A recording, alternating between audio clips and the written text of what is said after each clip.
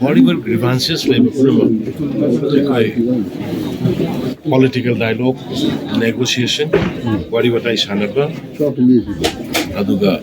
adu katana solution for kani, ana sulabuna solution for all. The chibir talk to the YAROI sense, wari sanarum to the por kemen. Adu ngasiba wada sangwa matamamu peace la isi kangubani PRAJA singa or state government gi leiri machinery singa madi atop waging war haitan ne ko gan choro gi waklo ne leiri me su bhat tan ra ko gi khudum ne la we adu nai aina appeal ton ni si gi emotionally ko ne kara ngai ta ba so po ko leiri la su to ko pa ko na ra forgiveness ra तो मैं आमने हमने propose तो हुआ अब statement करी अब वैसे सोशल मीडिया ने कहीं तो बिना देना है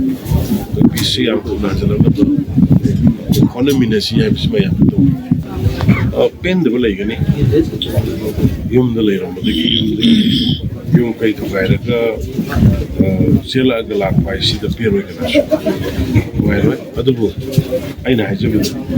नशी सपोर्ट हो इसे लाका तो तुंगी मिलोगी हमारी गसी की मिलोगी sacrifice of the Lord. Biar to good bani, madugi hang kan bela kita. Moisi apa ni martyrs ni. Nasi hang iba lagi kita berkampu si martyrs ni. Adu dah nasi hingga ke displace warga lagi berkampu si zati kita betul lagi berkampu ni. Like when moi bawa nut away, tahu good bani. Adu na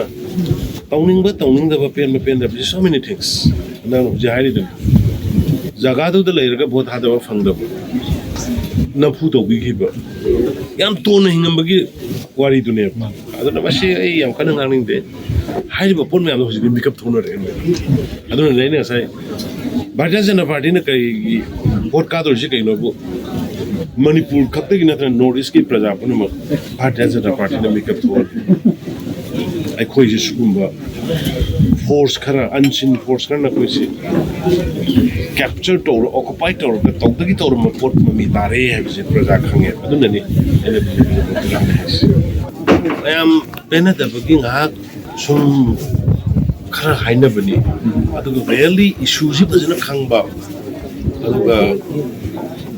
BJP ne kedorigi na khangba kang jam dai hard hoina le ai kanogi matak yam Sathina litau lo kani da YAROI maram de kano de